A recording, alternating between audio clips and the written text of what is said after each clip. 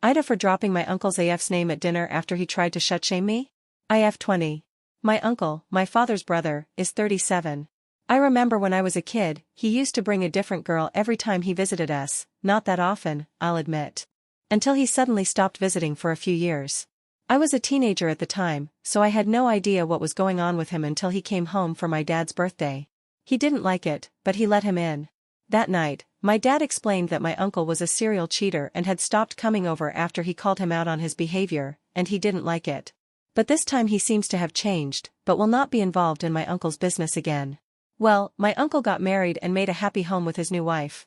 Until last year when my uncle invited me to watch a movie in the theater, but he wasn't alone, he had a girl with him who wasn't his wife, I'll call her Marbella. I was too afraid to ask about it, but he talked to me alone and told me not to tell anyone about her. Except that I told my father. He was disappointed, but told me to mind my own business, and that he no longer cared what my uncle did. So, on Easter we had dinner with my family. I brought my boyfriend, M20, we have been dating for a few months. One thing you should know is that I'm bisexual, my uncle knows this and makes jokes about it at my expense.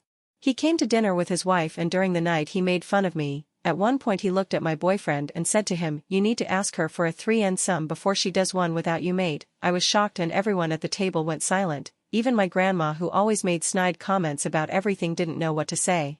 I was embarrassed and annoyed, so I said, "So, uncle, how's Marbella?"